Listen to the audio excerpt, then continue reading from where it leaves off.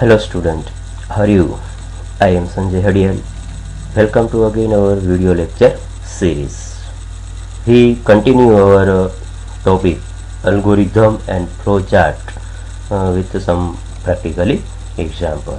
In previous lecture we also discussed two example about algorithm and flowchart.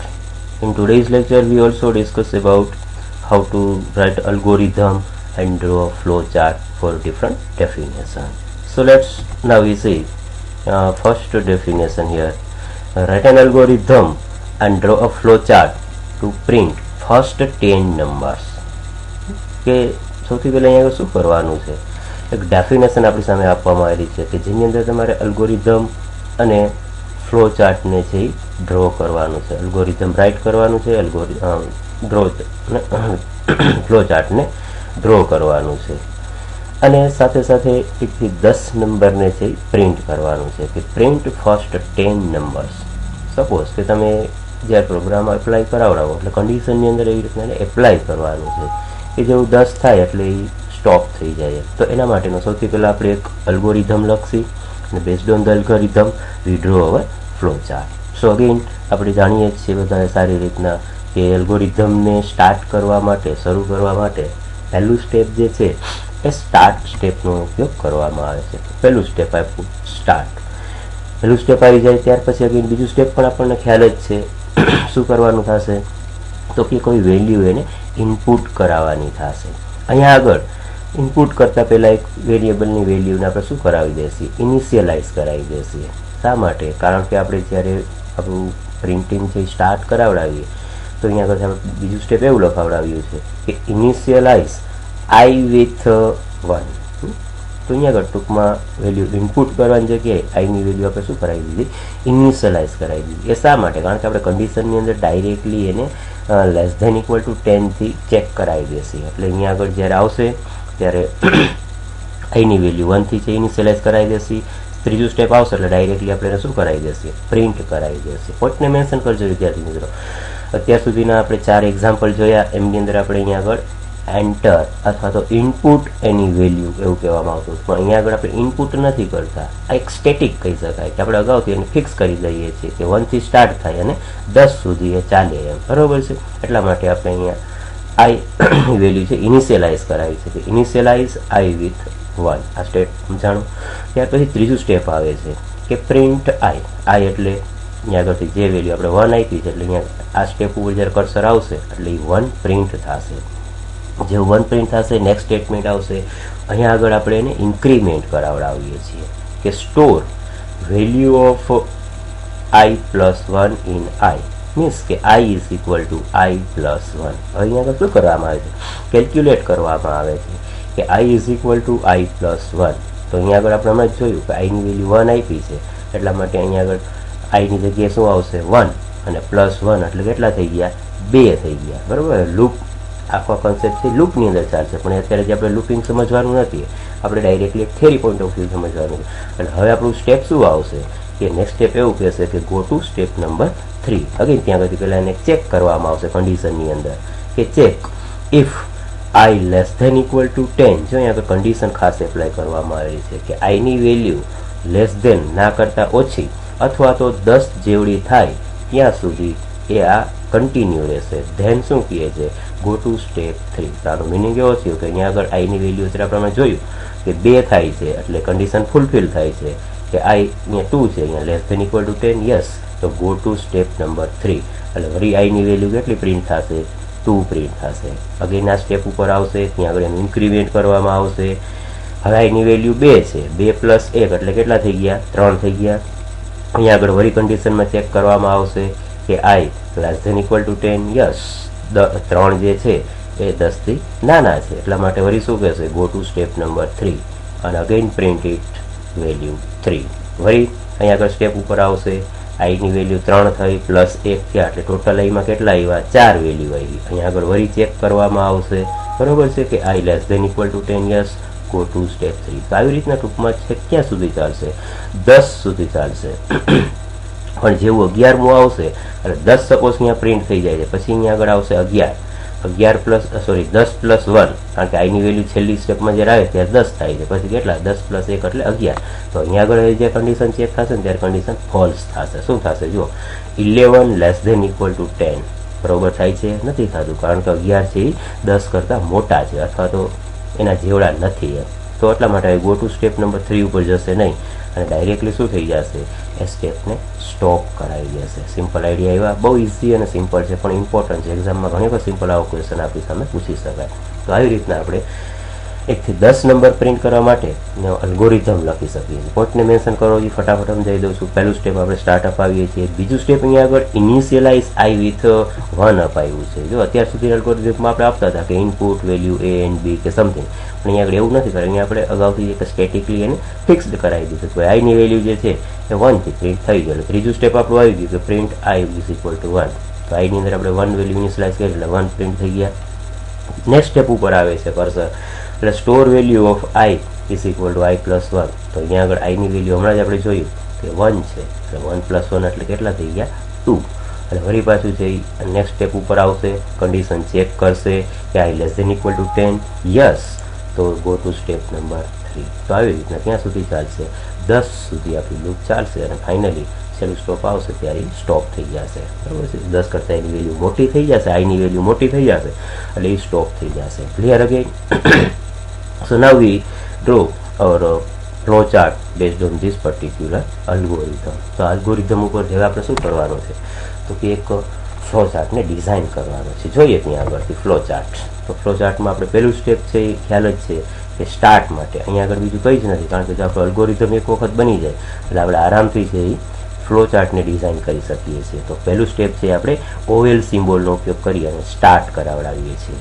ત્યાર પછી બીજા step ઉપર આવો તો initialize I is equal to 1. તો ટૂંકમાં આઈની વેલ્યુ ઇનિશિયલાઇઝ કરવામાં આવે એટલા માટે અહીંયા આગળ આપણે રેક્ટેંગલ સિમ્બોલનો યુઝ કરીએ, પ્રોસેસનો ઉપયોગ કરીએ, કારણ કે અહીંયા આગળ એક ટાઈપનું પ્રોસેસિંગ કરવામાં આવે છે એટલા માટે આપણે અહીંયા રેક્ટેંગલ સિમ્બોલનો યુઝ કર્યો છે. પણ પહેલા સ્ટેપથી બીજા સ્ટેપ માટે પહોંચવા માટે આપણે શેનો ઉપયોગ કરાવડાવીએ છીએ, ફ્લો લાઇનનો યુઝ કરીએ છીએ. પોઈન્ટને મેન્શન કરજો. લાસ્ટ લેક્ચરમાં પણ મેં કીધું હતું કે 5 સિમ્બોલ જ તમારે યાદ રાખવાના છે. With the help of 5 symbol we draw flow chart very easily. તો first one is start, second one is flow line, third one is process, fourth one is diamond and fifth one is again input output symbol. તો આવી રીતના 5 સિમ્બોલની મદદથી આપણે શું કરી શકીએ છીએ, ફ્લો ચાર્ટને ઇઝીલી ટ્રાય.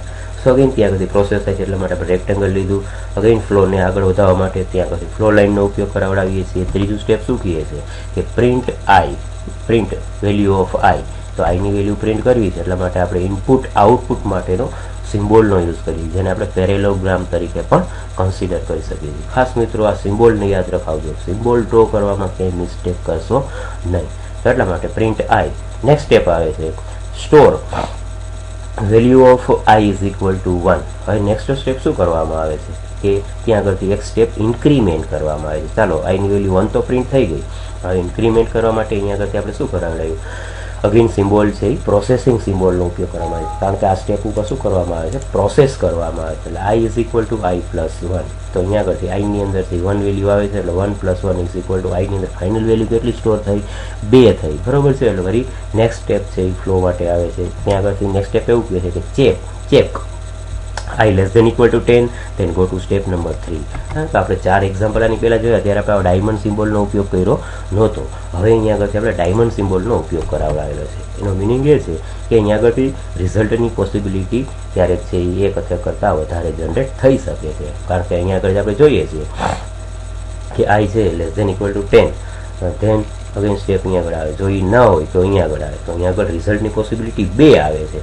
એટલા માટે આપણે ડાયમંડ સિમ્બોલનો ઉપયોગ કરાવડાવ્યો છે. બરાબર છે? તો ખાસ આ ડાયમંડ સિમ્બોલ થ્રુ આપણે કન્ડિશનને અથવા તેમ યાદ ના રહીએ તો ખાસ એવું યાદ રાખવાનું કે કોઈ જગ્યાએ આપણે કન્ડિશન એપ્લાય કરવાની થાય, કન્ડિશન ચેક કરવાની થાય તો we have to use compulsory diamond symbol in our flow chart. So again here if I less than equal to 10, then go to step number 3 something. અને ફાઇનલી છેલ્લું જે step આવે છે એ આપણું સ્ટોપ માટે આવે છે. એટલે અહીંયા આગળ આપણે શું કરાવી દીધું, સ્ટોપ કરાવી દીધું. તો આવી રીતના આપણે શું કરાવડાવ્યું, અલ્ગોરિધમ ઉપરથી છે શું કરાવડાવીએ છીએ, ફ્લો ચાર્ટને ડિઝાઇન કરાવડાવી છે. Clear again? પહેલું સ્ટેપ સ્ટાર્ટ, ત્યાર પછી ઇનિશિયલાઇઝ કરાવડાવ્યું, ત્યાર પછી પ્રિન્ટ કરાવડાવ્યું, ત્યાર પછી એના ઉપર ઇન્ક્રીમેન્ટ કરાય, મીન્સ કે પ્રોસેસિંગ કરાવડાય છે, ત્યાર પછી કન્ડિશનની અંદર ચેક કરવામાં આવે છે અને ફાઇનલી સ્ટોપ થઈ જાય છે. તો આવી રીતના આપણો અલ્ગોરિધમ છે, સોરી ફ્લો ચાર્ટ છે, એ આપણે ડિઝાઇન કરીએ છીએ બેઝડ ઓન ધ અલ્ગોરિધમ. તો અલ્ગોરિધમ ઉપરથી આપણે શું કરાવડાયું, ફ્લો ચાર્ટને ડિઝાઇન કર્યું. ક્લિયર?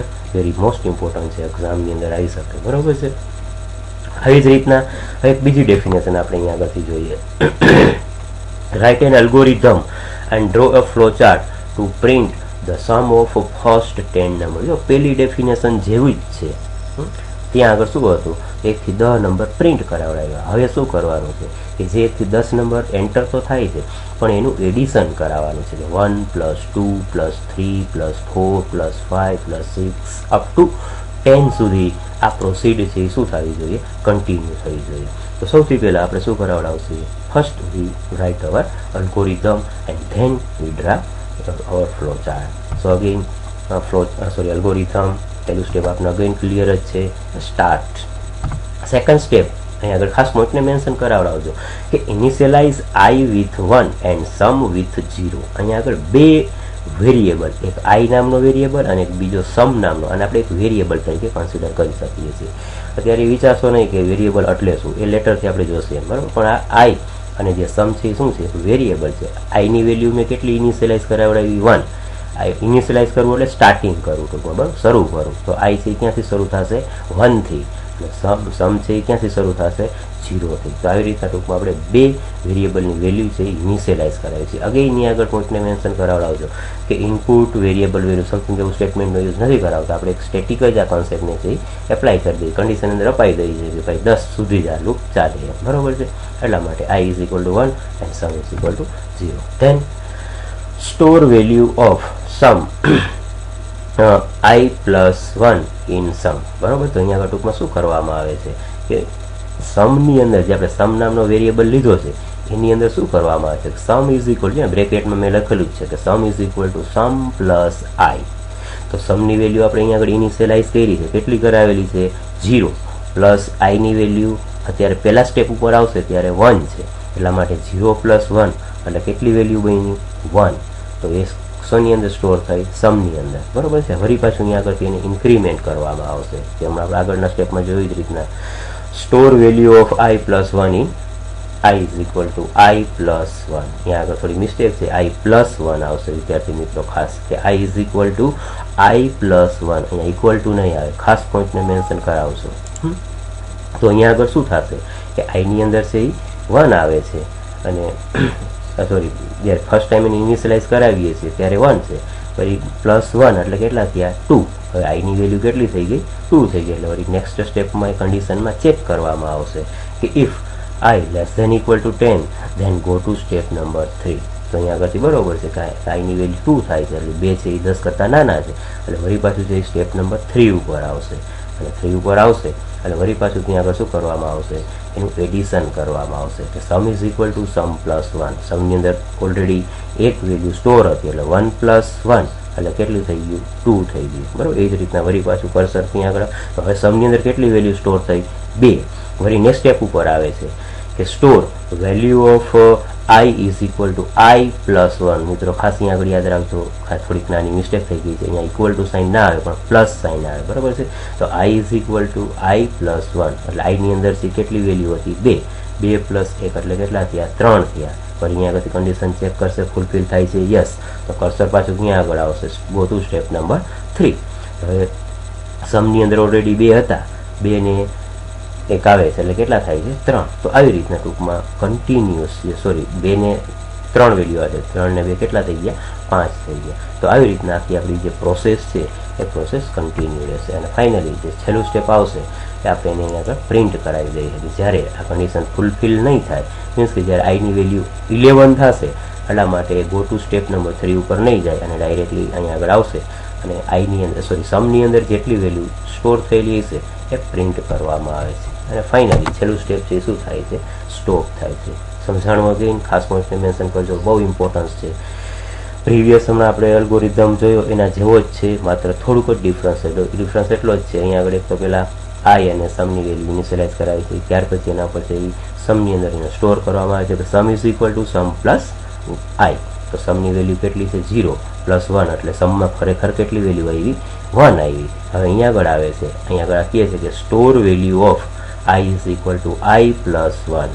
એટલા માટે આઈની વેલ્યુ ઓલરેડી 1 છે, પ્લસ 1 એટલે આઈની વેલ્યુ કેટલી થઈ 2 થઈ. અહીંયા આગળ ચેક કરશે કે i less than equal to 10, yes, તો go to step number 3. Okay, તો સમમાં ઓલરેડી 1 હતું, 1 પ્લસ 2, કારણ કે આઈની વેલ્યુ કેટલી થઈ છે ઇન્ક્રીમેન્ટ થઈને 2 થઈ છે, બરાબર છે. એટલા માટે અહીંયા આગળ 1 પ્લસ 1 એટલે કેટલા થઈ ગયા 2.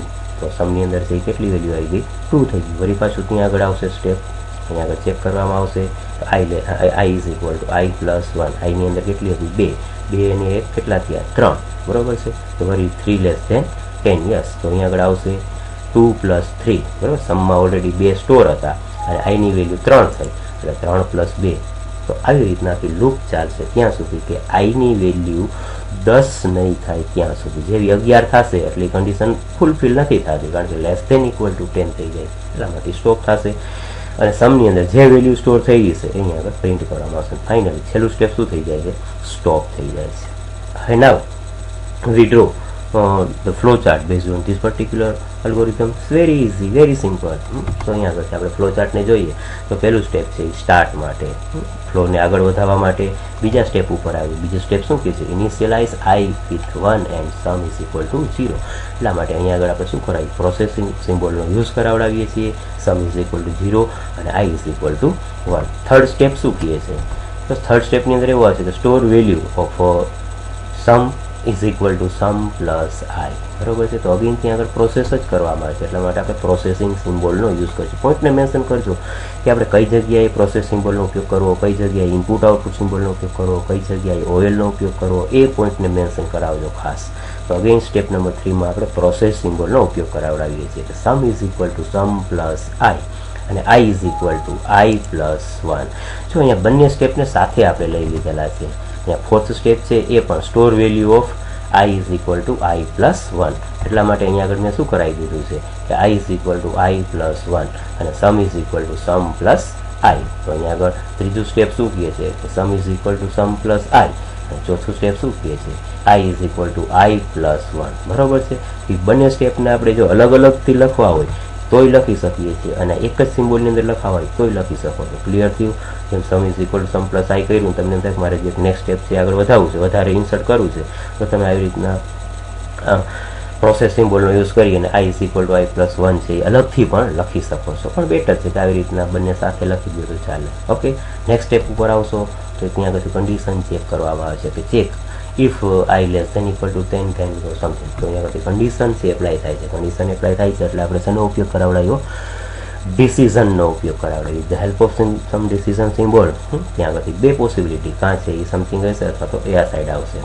જો એ નાની હશે 10થી જ્યાં સુધી વેલ્યુ નાની હશે ત્યાં સુધી એ ત્રીજા સ્ટેપ ઉપર આવશે. જેવી 10થી વેલ્યુ મોટી થઈ જશે આઈની એટલે નેક્સ્ટ સ્ટેપ ઉપર ફોરવર્ડ થશે અને નેક્સ્ટ સ્ટેપ ઉપર આવશે એટલે આપણે અહીંયા આગળ આપ્યું છે કે પ્રિન્ટ સમ વેલ્યુ. એટલા માટે અહીંયા આગળ આપણે શું કરાવડાવીએ છીએ કે પ્રિન્ટ કરાવડાવીએ છીએ કોની, એટલે સમની વેલ્યુ. અને ફાઇનલી છેલ્લું સ્ટોપ છે એ કયું આવે છે, સ્ટોપ માટે. તો અહીંયા આગળ આપણે શું કરાવી દીધું, સ્ટોપ કરાવી દીધું, બરાબર છે. તો આવી રીતના અગેન આપણે આ અલ્ગોરિધમ ઉપરથી આ કન્સેપ્ટને છે એક ફ્લો ચાર્ટની અંદર સમજ્યા, બરાબર છે. તો આવી રીતના આપણે આજના વિડીયો લેક્ચરની અંદર અગેન બે અલ્ગોરિધમના ડેફિનેશનને સમજવાનો પ્રયત્ન કર્યો. પહેલી ડેફિનેશનમાં 1 થી 10 નંબર છે એ પ્રિન્ટ કરતા શીખ્યા અને એ જ રીતના બીજી ડેફિનેશનમાં 1 થી 10 નંબર આવે છે પણ એને શું કરાવડાવીએ છીએ આપણે, સમ કરતા શીખ્યા. તો આવી જ રીતના આ બંને ડેફિનેશન ઉપર એક તમને સેલ્ફ પ્રેક્ટિસ માટે, ઘરે હોમવર્ક માટે એક બે ડેફિનેશન આપવામાં આવે છે. પહેલી ડેફિનેશન એવી આવી છે